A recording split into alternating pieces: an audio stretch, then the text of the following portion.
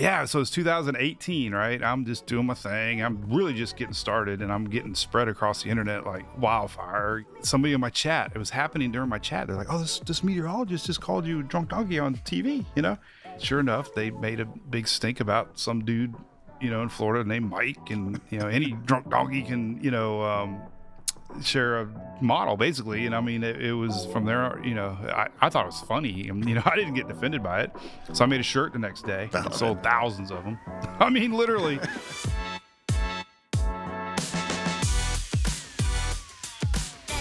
Welcome to Money Market, a Bank of Tampa podcast. We highlight the businesses, expert business advice, the local economy, and points of interest in the Tampa Bay market.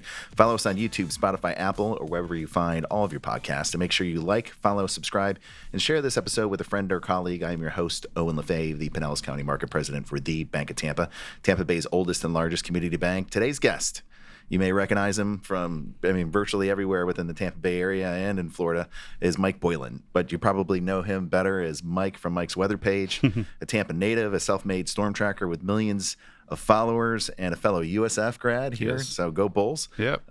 Mike, welcome to the Money Market. Yeah, man, this is exciting. I'm outside of Bayshore Boulevard here, and I do a lot of hurricane coverage, and I'm like, this would be an awesome spot to storm chase. We got to get you in here. I need a backdoor pass.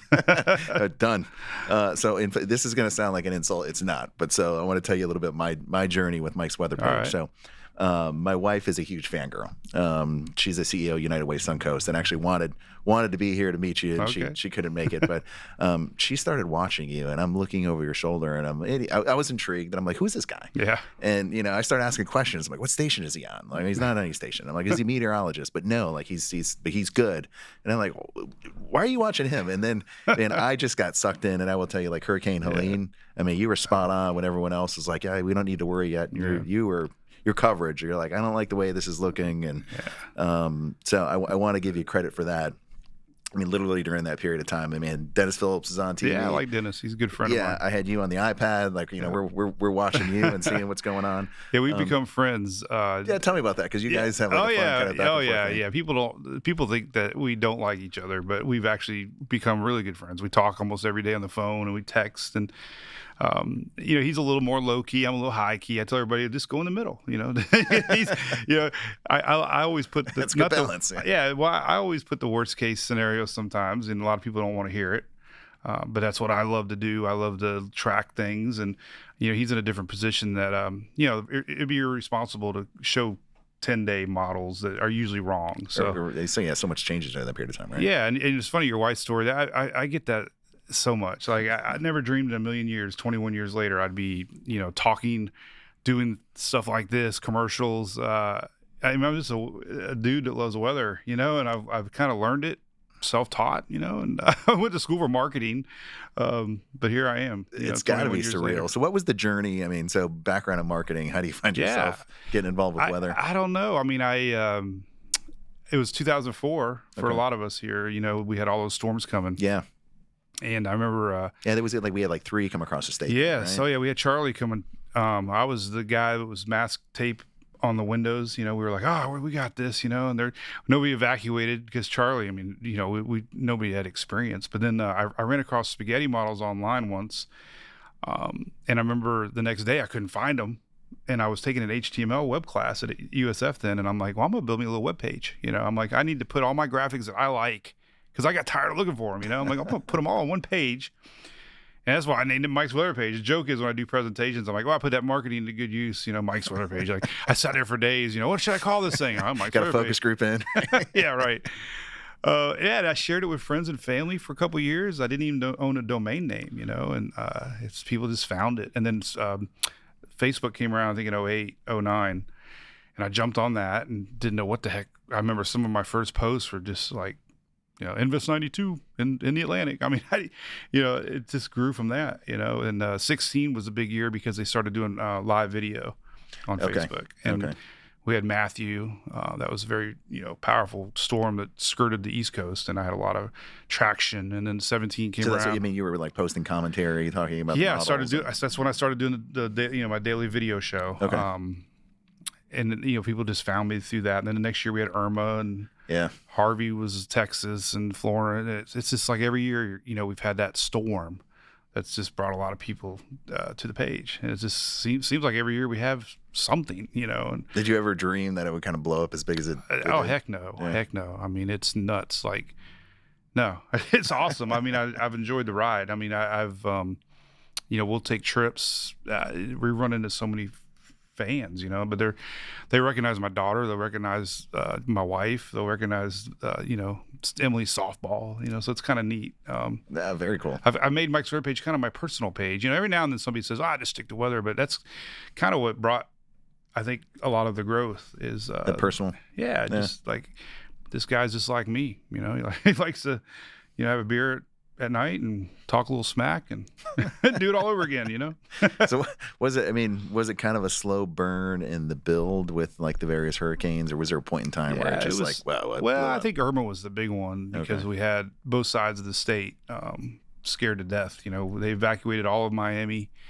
Then the storm shifted a little bit more our way. So, it's just weird. It's just, people were drawn to that style of forecasting. Maybe, at the time, I don't think meteorologists had more than a minute or two on the air. Yeah. Really, and I was able to break down my love. And I always say Floridians have a natural love of tracking storms. It's like you don't wish it upon anybody, but there's a part of living in Florida where you love hurricane season. I mean, you don't want one, but you still are like part of your intrigued. Yeah. Yeah. I mean, every morning you wake up and you look at the, cone, did it shift? So that style just, intrigued people. And there's a lot of people that believe that there's agenda driven, Mets. And I really haven't met any maybe, but national networks I have, they'll really hype. People hate hype. Yeah. They can read through that. And they think that I'm just an average guy with no agenda, which I am. Yeah. But that's what a lot of people like. They just want to think for themselves. And do you think, outside of the national, this is years ago, but it was a great clip from the Today Show where one of the reporters is out in a canoe. Oh God, yes. And then the person behind just walks by and it's like every year. ankle deep, and you're like, okay, this is nonsense. Yep, and I saw it tracking Idalia a couple years ago up in Cedar Key, and it's a long road out to Cedar Key, and there was one little puddle, and I remember seeing a news van there, and as we got closer, there was a female news reporter with rubber boots on, standing in that little puddle, and they had all the camera and lights on her. It looked bad, but from the outside, and that's when it really hit me. I'm like, people see right through that, and there's a lot of, when it comes down to messaging, there's cry wolf a lot of times, and people hear something for so many times, and they lose trust. And I think it's irresponsible. Yeah, it is. Yep. And trust is something that takes time. And that's what I tell everybody is, just find that meteorologist that you trust. And then when time comes that you need good information, you'll have that comfort, whoever it is. And a lot of people don't trust some folks because of stuff like that, Well, so you think that credibility you've been able to build is just by like being honest, being transparent, just and it's a lot of word of mouth. And I think because I don't hype, I'm kind of monotone. It's been a constant style. I have changed. I mean, messaging has changed for me a lot because I realize words really can affect people different ways. I'm very cautious now with adjectives. I used to probably use adjectives, and now I see some other guys that are kind of doing the same thing I'm doing, and they really tell a lot of adjectives, because that builds, I think, a little bit of engagement. But everybody knows it's catastrophic and deadly and, unprecedented. Yeah. I mean, I'm just like, it's going to flood. We're going to have a lot of rain. I mean, it's just a style that I have, and it's evolved to where it is today, I guess. Do you feel a responsibility to be like calm, kind of to offset some of the ridiculousness of it? Oh yeah. Yeah. I've found myself, because I am a storm chaser now. I can't let that enthusiasm show because, some people aren't enthusiastic about a storm. And I don't come across that way on purpose sometimes, but I do get amped up when there's a storm, but people can read it, they're like, oh, yeah, Mike's excited, and I'm like, no. So I've tried to be compassionate with folks and realize what they're going through. And the one thing that's helped me more than anything is, since I do storm chase now, is I see the effects of surge, and I know what it's like right after a storm, and I know things you're going to deal with. And I can relay that now that I used to not be able to. So that's helped a ton, having that credibility to tell people, hey, listen, I've seen 20-foot surge. I've seen roads, impassable in weeks at a time. And just then it's like, oh, wow, he's right. Maybe I should evacuate, We definitely got out of town for Milton after Helene. Yeah. I mean, we had water basically that came up to the house. Thankfully, it didn't come in. But yeah, I mean, that kind of it changed our tune. That we took it a lot more serious. And I will fully admit that I had an irrational unfear of storms. Where my wife kind of balanced me out a little bit and smacked me in the head and said, okay, we need to get out of here. But after Helene, my perception has changed. Well, I've always started every presentation I ever do with don't be stubborn, because we all have that stubbornness. Yes. Every storm's different, but we all think that we're invincible, like it's not gonna affect me, but then it does. And you're right about Milton. I think it woke people up. So hopefully from here on out, when the officials tell you to evacuate, which I've learned when they say to evacuate, it's a very serious decision that they make, and it's usually pretty spot on. So know your zone. I mean, that's so important, because when A's and B's are told to get out, get out. Get out. Yeah, for sure. So what is, in terms of preparation, every year they come up with a list of things you need. What's Mike's prep plan? What do we need to take? How far in advance do we need to go out shopping and get all these things? Do we need to start at the beginning of hurricane season? And my thing is always, it normally just sits for months, and I'm like, I don't know what to do with all these canned goods. Yeah, I'm not a planner. A lot of folks are planners. So definitely, if you're a planner, getting that water ahead of time, getting the canned food ahead of time, your medications. The state of Florida has a really great message that they do, halfway full, halfway there. Like, make sure you have gas in your tanks ahead of time, because if there is a, impeding storm coming, you don't want to be that guy or gal in a line looking for gas, because you're wanting to get the heck out of Dodge, So that's a good, strategy the state even does. But really, for me, it's knowing your zone, number one, most important, knowing your zone, because I didn't even know my zone like a year ago. So when they say, okay, zone A, zone B, zone C, you would not believe the amount of folks that don't know their zone. So that's the number one thing that you think about when it's time to evacuate. Because when I get questions about evacuations, I always ask people, why do you want to evacuate? Like, if you're trying to get away from the wind, then you might have to drive to Panama City. Like, the storm's going to follow you. Like, Charlie followed everybody to Orlando. Milton was just as bad on the other coast. So you have to almost ask yourself, what would be the reason I want to evacuate? If you're in a zone that's, flooding, heck yeah, you need a plan to get out of Dodge, know where you're going to go, have hotels lined up in your head, know if they take pets or not. A lot of people don't realize some of these places don't take pets. And that's stressful. Yeah. Medications are a big thing too. Planning for weeks of medications. A lot of times you don't realize you might be, down to whatever, down to one more day. But everything's closed. So those are the things that people at the last second, don't think about. Having gas, having all that stuff in your head, that when because let me tell you, when it's time to evacuate, everybody goes into panic mode. Sure. Yeah. And that's why, I was never one to say get a plan and understand.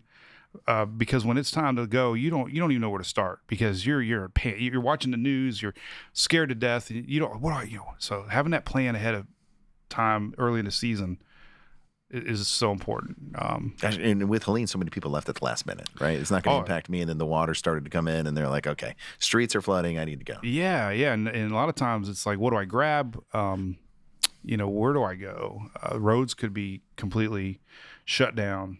So, and evacuating too late is always a big thing too. I always tell everybody now, like, if you can afford it, I say go a day or two early, because when that panic starts, roads are going to be stopping. There's no gas. Make a little mini vacation out of it. And there's other great advice too with insurance. A lot of insurance people chime in on my page all the time about, video documenting what you own, because you leave and then you might get flooded and you don't have any proof of anything. So that's always a good tip to, video evidence your belongings in case you do have, a flood come through. Yeah, great advice. Now that you're chasing storms. I mean, what's the most kind of craziest or precarious situation you found yourself Man, in? it's so crazy. So every storm's different. Like Louisiana, the marshlands, the bridges, the fear of water, rising, going over those bridges. All of a sudden, wind magnifies over bridges, and you start, oh my God, the trucks is going to flip over. Ian was the one that probably stands out the most because the eye wall was just forever. And then I started seeing water rise, and we had fresh water flooding, and just that no escape. That was kind of crazy for me. Yeah. But every storm has been, water. Water is the one thing that I'm most afraid of. I mean, which everybody should the be. surge. Yeah, surge. Okay, yeah. And that's freshwater and saltwater surge. Yeah. The wind, up to almost 90% of all hurricane deaths are water, and recently it's more inland flooding than surge. It's the after effects going inland. Like Helene, unfortunately, and this last storm, even Chantel, we just had a lot of inland deaths, unfortunately. Yeah. So the water's what I try to get away from the most. No. Yeah, unfortunately, I thankfully didn't experience that, but with Milton, I went inland, and They followed you? Well, no, I mean, thankfully, because we didn't have the storm surge, we Yeah. just had the wind with Milton. But after Helene, someone was just telling me, man, the area you were in flooded. It was all it was all freshwater flooding. Oh yeah, it And was. I'm like, oh, I was not aware. Yes, yeah. There's a lot of unknowns with storms, and I think my messaging has changed a lot too, to not focus just on landfall and its extended impacts that go far inland. Sure. There's a lot of that people are like, I didn't think that was going to be that bad. Well, I mean, Helene was 90 miles offshore? Oh, for us, right? heck yeah, it was almost 100. Right, Yeah, and okay. I mean that's when even some of the local Mets that I know downplayed it because they're like, how could that happen? But we had Ada in 2020 that I was storm chasing, and we had flooding on a similar situation. But Helene was double those numbers, and it was like, and it came true. How do you balance kind of because I mean, you do have a business and you want attention. I mean, I know that you're coming from a very different place than like the national media, but kind of the hype versus just Yep. calm and delivery. Like when Well, do the adjectives come into play? Yeah, I think that's when I use my fun family side, relatability side more on off time. Because people relate to going to the Rays. I love the Rays. I love NASCAR and love to post my dogs and just the shenanigans behind the scenes. So that's kind of when I amp things up a little bit. Just very cautious on storms anymore because people's lives are affected, and I don't think I really realized that at the beginning. The fear of sharing a GFS run that's hitting Tampa, which the next run's not going to be there. Mhm. But I see so many people doing that, and I think I used to do that because you get driven by clicks. Right. Like there might be a run 15 days from now that shows a Cat 4 hitting Tampa. If I share that, it's going to get millions of likes, but you also get a lot of criticism, and then it's probably not going to happen. And then over time, you lose credibility. But man, when you get those likes, it's like addicting. It is I mean, intoxicating. I'm sure. oh, it's and I mean, your kids go through it like on Snapchat. Like, what do people think? How many likes did you get? And I find myself doing the same thing. So you post a sunny day and no tropical development in 7 days, you don't get any likes. Yeah. So it's hard for me. That's why I see these big dog meteorologists and stuff sometimes hype things up a little bit and they get the likes. I'm not, like, for instance, like with the podcast, not so concerned about the number of likes we get, but when something just doesn't do as well as I thought it would, that's when I get surprised. Oh, It's yeah. like I'm not searching for the clicks, but when something doesn't really hit, I'm like, that guest was a really fantastic guest, and why didn't it resonate for some reason with the listeners? Well, that's it. I mean, I think there's a trick on tricking the algorithm, and that's getting engagement. I don't know the secret, but I do know that if I get instant conversation going and some clicks, then Facebook says, oh, this is something that people are liking, and then they start throwing it in everybody's feeds, and then adding comments about an hour or two later really boosts. So I mean, I always learn these little tricks, but you're right. I'll do a post, I'm like, why it's only got 15 likes, why does the other one got 2,000, like, well, I thought it was a good post. All right. So speaking of some of that early criticism you got, you're wearing your brand, the Drunk Donkey. Yeah. Can you tell that story? Well, it got me my first sponsor with ABC, which is awesome. I mean, they thought it was hilarious. Yeah, so it's 2018, right? I'm just doing my thing. I'm really just getting started, and I'm getting spread across the internet like wildfire. It was a storm coming to South Carolina, Florence. Okay. Yeah. I remember somebody in my chat. It was happening during my chat. They're like, "Oh, this meteorologist just called you a drunk donkey on TV," And I'm like, what? And so I went back and looked, and sure enough, they made a big stink about some dude, in Florida named Mike. And, any drunk donkey can, share a model, basically. And I mean, it was from there, I thought it was funny. I didn't get offended by it. So I made a shirt the next day and sold thousands of them. I mean, literally. They suspended her, Oh, they did? Yeah, and I even went on her post and said, "Hey, that's cool. I don't, fine. You don't know me, It didn't hurt my feelings." But yeah, they But buy a shirt here. yeah, and it was funny because WGN up in Chicago a couple months later did a story, and it was one of their funny morning show episodes, and he's like, when a weather blogger wins, and then he went on to sell shirts, and they had the sound, a donkey sound, and I'm like, oh my god, they thought it was hilarious. Yes, yeah. Well, it is hilarious. Yeah, so that was it, and I mean, reminds me a little bit of more recent. I mean, you were kind of the OG, but Joe Rogan was accused of being like a dragon believer, believed in dragons, so he changed his profile page to say dragon believer. Okay, I think I saw that actually. Yeah, it's kind of went crazy. We've had our own beer now with the dogs on it, and so I run with it. Then somebody one time called me a redneck storm chaser, so that was my next big shirt that I sold. So every time I go storm chasing, I got this hillbilly dude with flip flops and got my truck in the background with the dog hanging out, called Redneck Storm Chaser. So I always make sure to wear that shirt because some dude said that one day. He said, "You're nothing but a redneck storm chaser." So I'm like, yes, I am. Yes, I am. So I got a shirt. That's that marketing mind going. Yeah. Yeah. So I mean, you sift through tons of model and satellite, imagery. I mean, what is your process look like for storm trace? Well, I always look at the whys first off. So like if models are starting to pick up on something, first off, I'm always cautious what I post. So I have to believe in something. Like I just don't randomly put out something. So I'll usually wait a little bit, a few model cycles. Like when does a daily drip start? Right now. Okay. You mean like? So I mean, do you wait to follow a specific time? No. Usually, like right now, there's a little I know something is always in the back of my mind is something that could be happening. So I just look for a lot of model consistency. Once the pattern's in place where I can see there's an upper level low coming over, I see it in the water maps, then I'll start teasing the idea. And I think that's the biggest thing is letting people know way ahead of time. Hey, we got this little system brewing. Here's why. This is the weather pattern that's doing it. I'll share some models, and then once the models start picking up on it, then I'll start sharing a plethora of models. And I don't cherry pick the good ones and the bad ones. I'll say here's GFS, here's a Euro. So I kind of build with the confidence as it goes, and then once it looks like it's going to be impactful, then I'll start sharing those worst case, here's what could happen, It's here. And Harvey was a one out in Texas. I was like one of the only ones sharing rainfall totals, but all the models were showing it. And I'm like, listen, man, there's 30, 40, 50 inches, people were saying, you're hyping, but models usually aren't wrong, Yeah. Same thing with Michael. When Michael really kickstarted me because 3 days before Michael hit as a Cat 5, the first NHC forecast had it hitting as a tropical storm. And it went from tropical storm to 2 days later to Cat 5. But I was showing models. I didn't make the models up. I'm just like, hey, this is pretty bad. If I lived up there, I'd be pretty scared.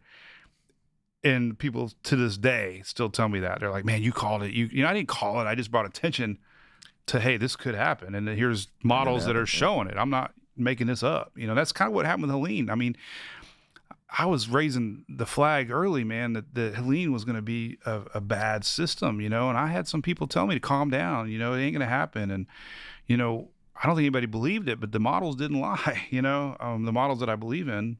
So that's kind of my style. It's just knowing the models. Each year there's some models that are better than others. And so you don't necessarily have a favorite. I mean, because I know what's spaghetti models. Yeah, just there's a lot of models. Yeah, just Euro's always a good one, but there's been years of Euro's bad. So yeah, just I've heard the Euro is better than the was it GFS? Yes, yeah, most time. Okay. If you had that one model, the euro is really good. Why is that? Why is it better? Every year they change. Like every year, the organizations that own these models, there's a UK, there's a Japan, there's a Korean model is good, there's a German model is good. They have their own thought process of what goes into these models, So every year they try to make them better. So they'll be like, oh, let's tweak it a little bit. Well, sometimes the tweaks aren't that good, And the euro just seems like it's consistently good. Like they just know, like, they don't make knee-jerk reactions. They don't change it a lot. GFS is, man, it's just so hit or miss. I mean, one year is awesome, next year is terrible. So you got to kind of know that, it's already started out this year terrible. It was making fantasy hurricanes that were hitting Tampa. Obviously never happened, but man, those are the ones that spread fear, Absolutely. And then I find myself, like, I know the GFS is showing Cat 5 hitting Tampa, in June, which is very unprobabilistic, but people then see other people do it. TikTok especially has gotten so big. There's so many people doing what I'm doing online. Yeah.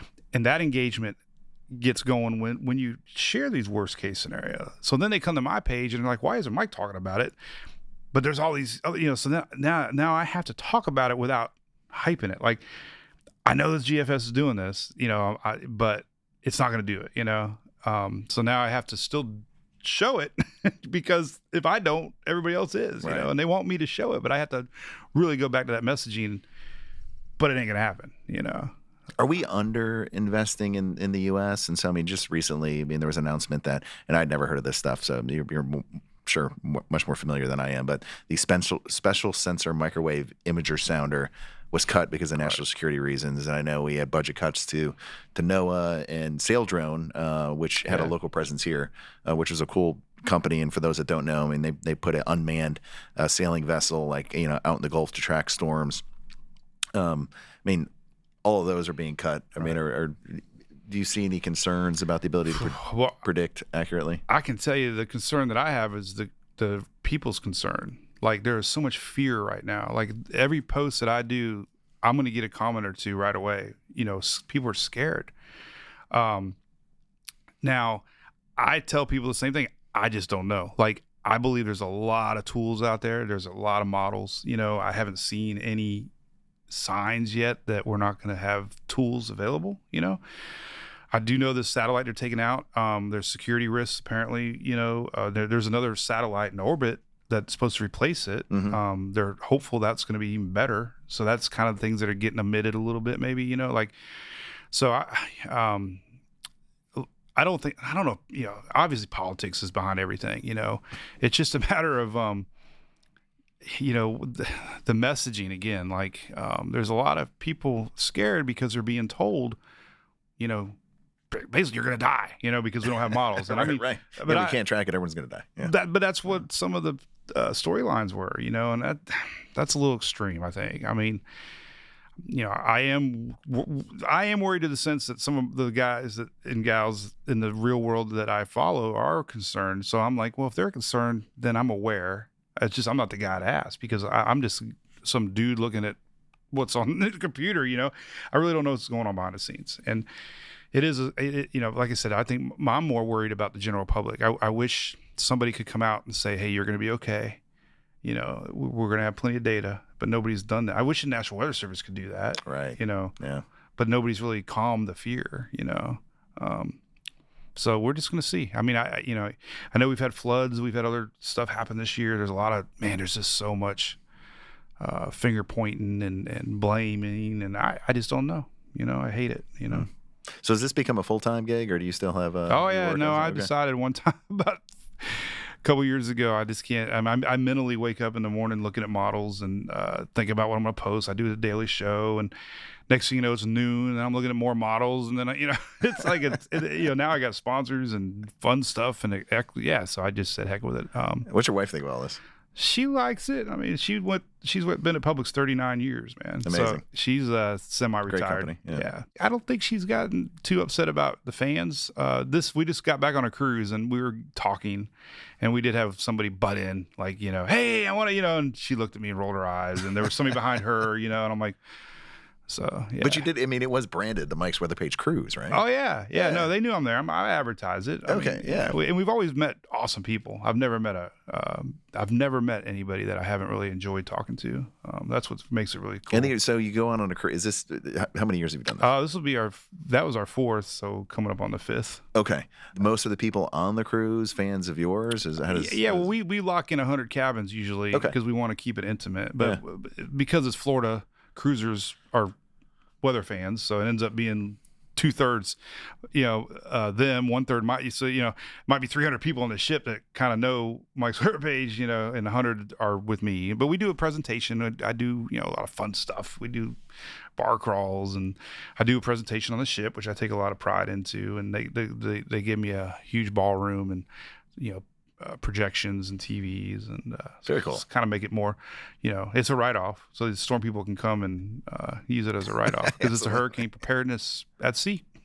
So now, aside of sponsors, I mean, do you have any other business partnerships or platforms? No, I mean, I'm really blessed. The state of Florida and I've made a really good partnership. The Florida Division of Emergency Management, Kevin Guthrie, so they lean on me a lot during the storms. Come to the page.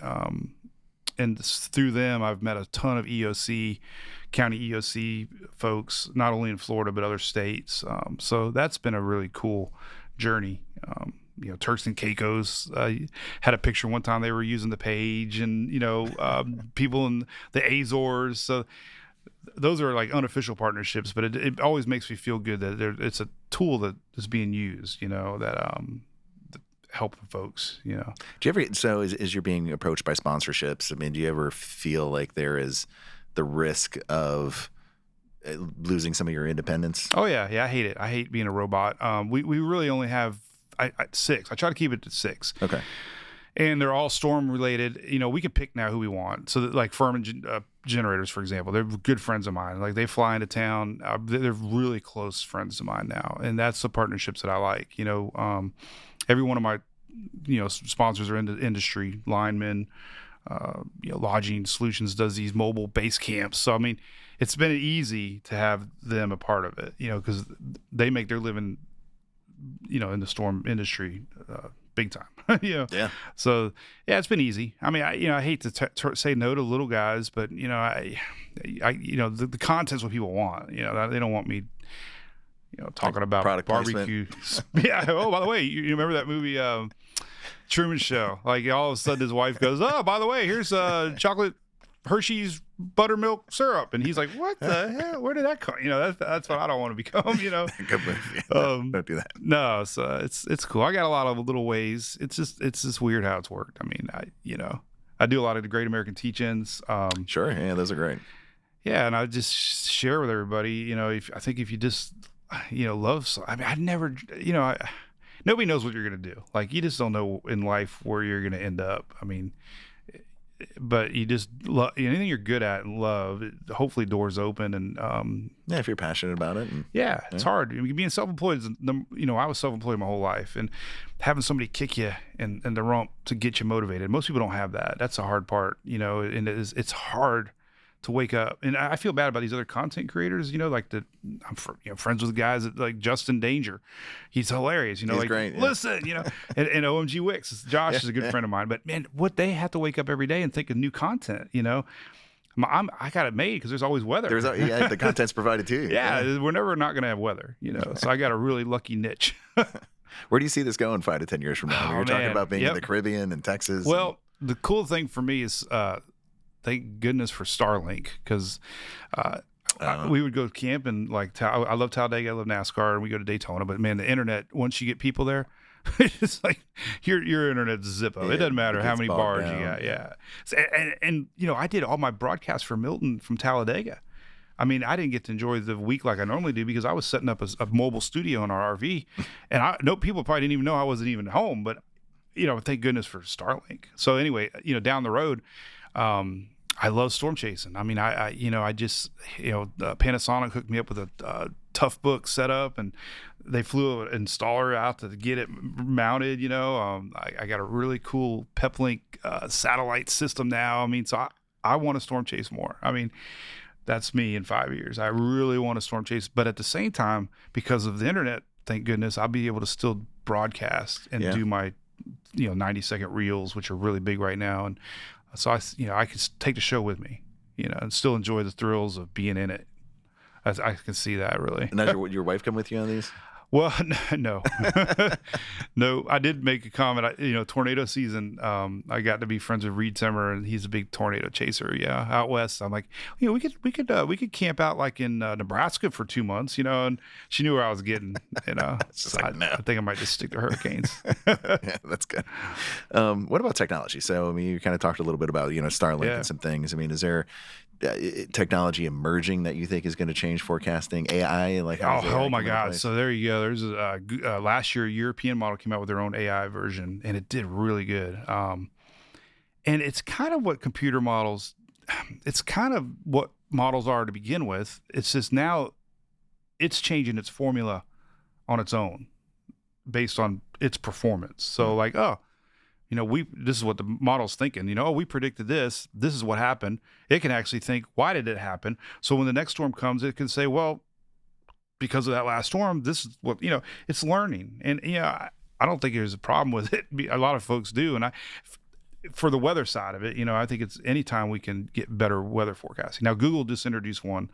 The big news this year was Google, I guess last year, had their own AI version, and it really wasn't publicly known, but they just released it to the public, and they had a really good track record with Milton apparently that far exceeded every other model. So I got my eyes on it. It's really just but the other thing too about Mother Nature, you just can't predict. Like I don't we get these flash floods. We have weather is so unpredictable. So I think where I see my role and everybody else's role is we all have to become our own weather enthusiasts. Like we all need to learn how to read radar. Number one question I get, like, what's it going to be like in Riverview? And I'm like, well, you don't know, but if you have a radar, you can pretty much see that storm's coming. And you present all these variables and possibilities. Then people are going to become more weather aware. They're going to be like, that makes sense. Maybe I should evacuate or prepare.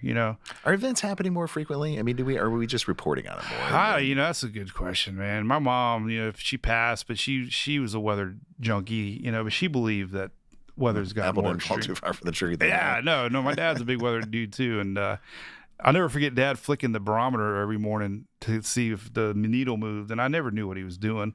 Never understood what barometric pressure was until a few years ago. I mean, the crazy thing about his journey is I really didn't know anything about weather when I first started. Like, I just shared models. Like, I didn't understand the whys, So I've evolved a lot. All right, so what's the dew point? Do you know what the dew point? Dew point means it's this nasty feeling. So it's not when that dew point is 65 or 70, it just feels terrible outside. It's just the moisture in the air, basically. Yeah. Humidity is a little different. You can have high humidity out west, and it doesn't feel like 70 degrees dew point in Tampa. Right. So I had somebody ask me that, and I just recently really learned it. Like, it's the dew point that makes it feel like crap. I hear the weather in the morning, and I'm like, I've looked it up a couple times, and I'm like, why do I care? Yeah, it's very confusing. It's always included. Yeah.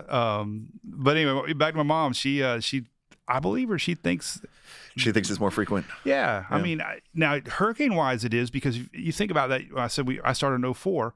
2005 was a busy year. We had Katrina that year. I think we had an ice storm, or Wilma, I think it was. But after that, we had nothing. It seemed like all the way to 16, 17. So we had a dry spell. But since 16, 17, we've had something every year. And I'm not enough of a historian, and I have terrible recognition for all the named storms. But even so, going before 2004, I feel like 92 and Hurricane Andrew was like the last major one. So we had like a good decade. You're totally right. From 92 to 04, again, it was a huge gap. Yeah. So we were all naive then. I was like, I was the guy putting masking tape on the windows because everybody else was. We just weren't experienced with storms. So there are things. There's a 20, 30 year cycle of Atlantic water temps that are kind of proven that we go through these patterns, and we're on a warm cycle right now. So maybe in 10. How far are we into that? 20 or 30 years? 10 years? At least 10 or 12. Okay. But they don't know if they last 20, 30. It's a very long range cycle of Atlantic temps. So really, really for us, it comes down to that water temperature. That water temperature has always been a little above normal the last few years. allowing these rapid intensifying storms. I mean, Well, I saw your post the other day just about weather temperatures or water temperatures, and I thought it was kind of funny too because I looked at it and I'm like, oh crap, like what's going on? And you're like, no, this isn't nothing. I just thought it was interesting. oh I'm yeah, like, well, okay. well, yeah, yeah. I tend to just throw little subtle reminders out there to people, you know. Oh, maybe pay attention. So we're Well, because okay, so like you know, we've had hurricanes at 78 degrees before, you know, so sometimes the talking point makes everybody believe, oh, the waters are cooler than normal, but they're still 85 degrees. Yeah. You know, that's what I'm like. Then they get mad at me. They're like, well, why aren't you telling everybody that the Atlantic's cooler? And well, it is cooler, but it's still 85 degrees. It can still support a major hurricane. right. So I don't want that feeling of like, oh, we're going to be okay, you know, because it can. I mean, I look back at Andrew's years, you know, it wasn't that hot water. I mean, it just everything else lined up, you know. It takes a lot to make a storm, and it's more than just hot water. Yeah. All right, a little bit of a lightning round here. So, is there one hurricane you'll never forget because of its behavior or impact? Ian. Okay. That was because Charlie was a Cat 4 and Ian was a Cat 4. Totally different storm. Yeah. Totally different impacts. And a lot of people were woke up then like, man, you know, I compared it to Charlie, but nothing like Charlie. So it taught me every storm's different. That. Yeah. You can't go by cat strength. Fair. Good advice. How many hours do you sleep during peak hurricane season? I think 5 or 6. You know, I'm weird. I set my schedule around the midnight models. They call them the 00Z. If it's a really bad storm, the Euro comes out around 1:30 in the morning, and I'll wait for that. And then, 6. Are you sleeping in a different room? I'm sorry, I keep asking about your wife. No, my wife would drive her crazy. Well, yeah, no, luckily I can do it on my phone sometimes. You know, when Chili's was open late, that would be what I would do a late show, and I would get excited about waiting for the 11 o'clock because 11's when the National Hurricane Center does theirs. So that's like better than TV for me. I'm like sitting there just waiting on the refresh, like, what's going to happen at 11? You know, and then I wait till midnight. You know, and then I wake up and there's models at 5. So. You know, it seems like 5. I do get it. That one. Let me tell you that 2 o'clock nap. Remember the 5-hour energy commercials? That 2 o'clock feeling. Yeah. 2 o'clock every day. I feel like that. So I usually try to get my hour. I get that 1 hour nap. Are you sponsored by 5-hour energy yet? No. Looking at I know. Red Bull sent me a bunch. Did it? Okay. Yeah, I had a guy that heard I liked Red Bull and sugar-free Red Bull.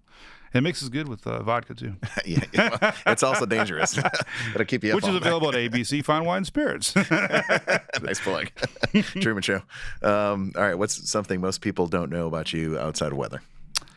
Oh God. Well, I share most everything online. You know, I'm a huge NASCAR fan. You know, big Dale Earnhardt fan. I cried when Dale Earnhardt died.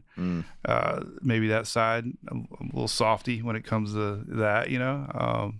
I love my girls. You know, I'm a daddy's, or what do you call it, daddy girl? You know, Yeah, daddy's girl. Yeah. Oh. I just love that. I was a big mama's boy. Yeah, and that was probably it. So there's a soft side to me, you know, and really I do care. I mean, you know, I really care what people think, and you know, probably too much. I need thicker skin.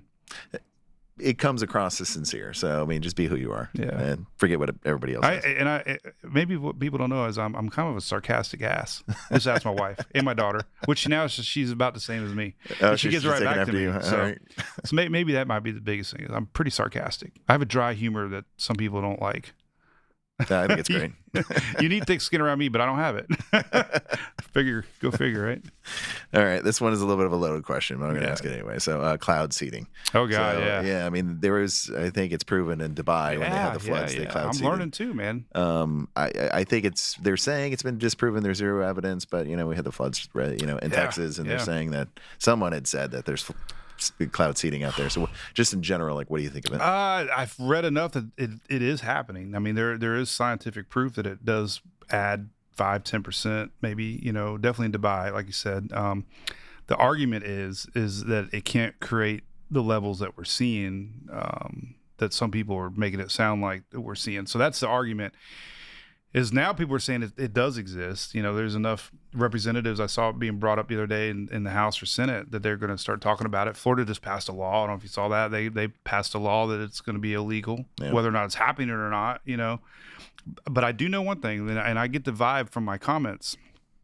There's a lot of people that believe that something's going on, and I don't intervene, you know, because I don't know enough about it. But I do know that some Mets are really against it, and they call people out all the time, and that's fine because they're scientifically more knowledgeable than I am. They went to school for this stuff, but I also know what people think, and there's a lot of people that think it, and I'm not going to tell half of the people that post on my page that they're wrong because they, so there's something, to it. These flash floods that we've been seeing though, I think everybody wants to point the finger at why it happened, and I think if you go back in time, we've had these, isolated events. It's just, that riverbed was like limestone. It doesn't absorb water. No.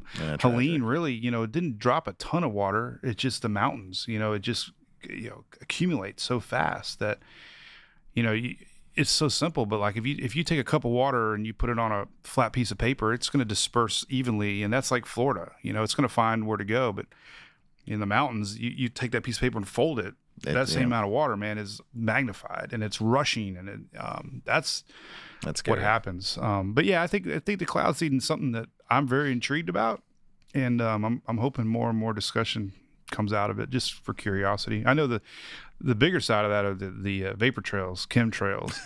That's right. You want to get into that? Yeah, that's a whole. I mean, again, I just plead the fifth. I just don't know enough about it, man. I let the big dogs tackle it. That one's a wild one. Yeah. I just, I just believe Mother Nature just throws us for crazy loops now and then. No, it's been trying to kill us forever, right? Yeah. I mean, I think the heating, is a big thing. The water temperatures. We have more building going on in the state. Obviously, there's more, just natural heat being emitted. There's buildings absorbing sunlight. Asphalt everywhere. Yeah, asphalt. So that's just a natural change in the environment. I mean, because I grew up in Bradenton. That's where I was born. And you could set a clock at 3 o'clock, your alarm, every day at 3 o'clock. I was riding a bike, man. We were out there playing. You could see those storm clouds rolling in. Storms are coming. Yeah. And I mean, it was enough that I remembered it. Like, every day. That was our cue to go eat dinner. Yeah. And it would rain, and then we, repeat, do it again. And that doesn't happen anymore. It's really moved later. It's kind of 7 o'clock-ish. Yeah. Sometimes we get morning rains. Yeah. I mean, that's what I'm saying. The weather pattern's changed. And I think it's just because the environment's changed. That's really interesting. I hadn't thought of that. Yeah. That's where I think all this is happening maybe just a little bit more than maybe it did 10, 15, 20 years ago. A little more localized because of all the building. Yeah, versus, it could be. I mean, people tell me there's a spot over by NASA that is a huge warehouse and storms go around it. Sometimes, like, they believe that building controls the weather, and maybe it does. Maybe radiates heat, creates a heat dome, like a high pressure, I mean, NASCAR, Darrell Waltrip used to swear there was something called the vortex theory, or what the hell, I don't even remember what he called it, but there was a lot of races. The rains would go around the smaller tracks, and I remember him, the vortex theory, I think he called it or something. But you think about 43 cars whipping around, all that heat. Sure. And he was right more than wrong. Carbon monoxide just getting pumped into something. Some blocked that rain and went around it. So yeah, it's crazy. Interesting. All right. So, I mean, the last question I have is El Nino. Yeah. That's a good topic for me. It's a good talking point in the media, whatever we're in. What I did over about a year or two ago, I did a lot of homework, and I found out that 2004 was an El Nino year. Mm-hmm. So, which should mean small number of storms, but it all begins in the Pacific.